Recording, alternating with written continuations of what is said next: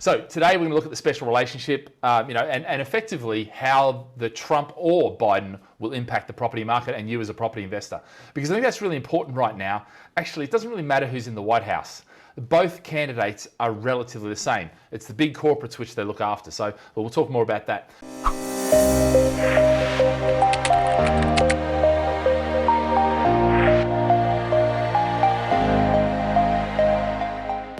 So it's a close race, a very close race. So 238 to 213 overnight. So pretty much the counting stopped for them. Well, I imagine they're still counting, but they're not announcing the things.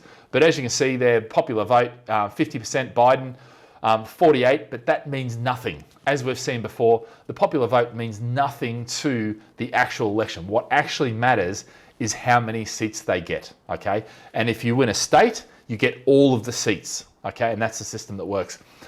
It's close, and it's really too close to call right now.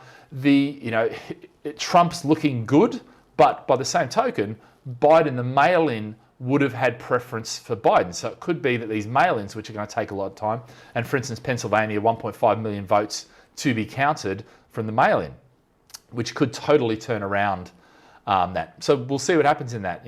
Either way, I think the important thing for us as property investors in the UK and around the world is, first of all, I think we can have a bit of a giggle if Trump gets back in, because it is a bit interesting that someone with no moral compass and no, it shows you the state of politics, and surely something has to give, realistically. But then you look at the alternative, I'm not that impressed with the alternative either, which is Biden, So yeah, interesting.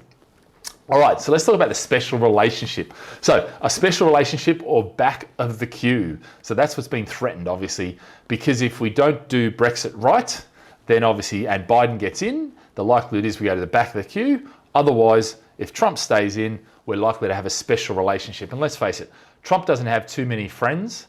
So, if we be friends with him, we can probably benefit from that greatly, because they are still the largest economy in the world. Okay, so it's all fun and games to have a bit of a laugh and say how silly they are and all that sort of stuff. But the reality is, they are the largest economy, and they still are the largest economy. And I think that's the important bit here. So we need it. We want to get a trade deal with them, because we do trade with them quite a bit. Nowhere near as much as we do with Europe. So Europe should be our first thing. But obviously, I've spoken about my Brexit thoughts and whether we'll get a deal or not, which obviously I think we will. It'll be the last hour of the last day of the last minute. But I think that's coming. We'll see how about that.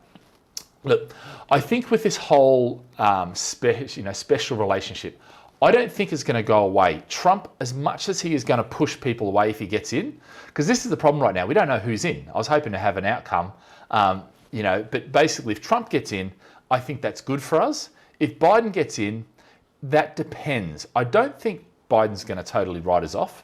I think actually there is a relationship there, although he is Irish, of Irish descent. So if we screw around with the Good Friday Agreement and things like that, you may find that we don't get the preference that we have had in a special relationship comes to an end. And let's face it, it hasn't really been a special relationship this term either, but then he's not been in a special relationship with anyone. So let's look, the main things that I've found, and I stole these off, actually I didn't put where it was from, but anyway, look, waiting for a trade deal. I mean, the reality is we're not going to get a trade deal with the US. They've said, that we can move to the front of the queue and it'll be a great trade deal if Trump gets in. We'll move to the back of the queue if Biden gets in, but it's not going to be until after January, because we are going to be negotiating with the EU, and that's our priority, and it has to be our priority, to be fair. One of the other things, chlorinated chickens, this is one of the things they're talking about, which is the fact that they chlorinate their chickens to kill all the bugs and things like that, which we don't do. We're under EU law. We could relax that. Price of medication. They want to get access to the NHS where they dictate the terms. It's a ridiculous notion, and we shouldn't let that happen. And then the Irish border. I think the Irish border is the one that could bring everything unstuck. Okay, and I think that's the real one that we've got to watch out for, because it is such a sticking point. And if you look at what happened now, things have come on along since then, so I don't think it's going to be as bad.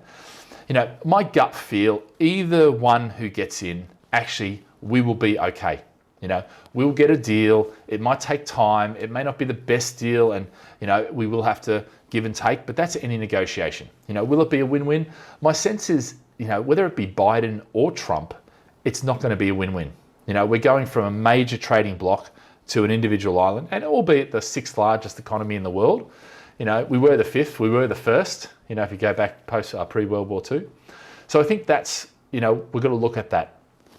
So either or, it doesn't really matter who wins. Obviously, we'll have plenty of memes and plenty of fun if Trump wins and stays in. I think there's a lot of damage to be done to the world economy, the globalization of the world. And I think that's one thing that Trump will do, is move people further apart, whereas Biden will probably move the countries back into what was the status quo.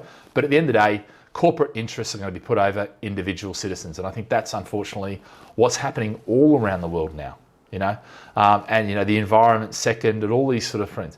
I think, yes, we slowly will move in the direction of environmental concerns and all these sort of, you know, bits that we need to, and we need to as a society, and we know we need to, and the science is proven. But having Trump for another 4 years would be, you know, potentially the death nail for that side of things. You know, because I don't think China's ready to step up into that role yet. All right.